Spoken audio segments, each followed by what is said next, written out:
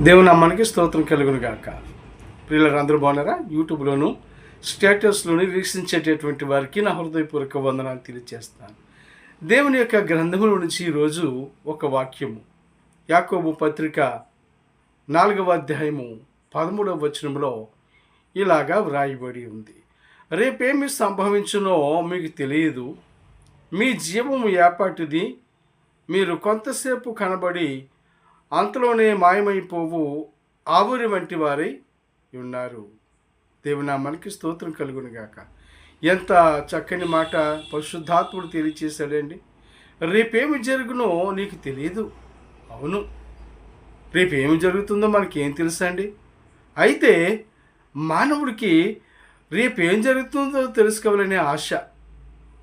అలాగని మా ఊళ్ళో రేపు నాకు లాటరీ టికెట్ దొరుకుతుంది అని, నేను లక్షాధికారిని అయిపోతానని లాటరీ టికెట్లు కొని మోసపోయి ఓడిపోయి లాటరీ టికెట్లు తగలక లక్షాధికారి అవ్వాల్సిన ఆయన భిక్షాధికారి అయిపోయాడు.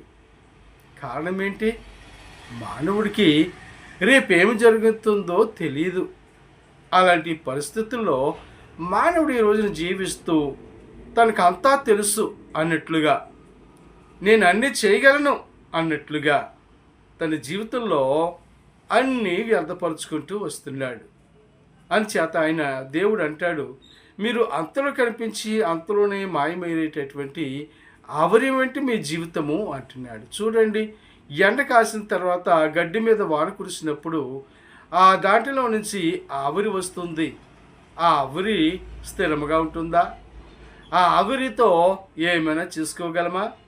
ఆ ఆవిరిని చేత్తో పట్టుకుంటే కూడా దొరకదు.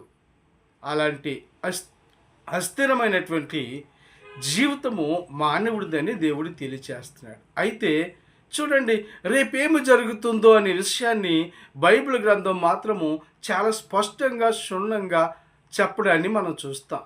రేపేమి జరుగుతుంది అని అంటే, యేసుక్రీస్తు నీ కొరకు, నీ పాపముల కొరకు కలవరి శిలువలో మరణించాడనేటువంటి సంగతిని, ఆ దూరదృష్టిని నీవు తెలుసుకోకపోతే రేపు నా యొక్క జీవితము నరకములో ఉంటుందో పరలోకములో ఉంటుందో అనే విషయాన్ని నీవు తెలుసుకోకుండా ఉంటే రేపేమి జరుగుతుందో అది నీవు ముందుగానే తెలుసుకొని ఉండాలి.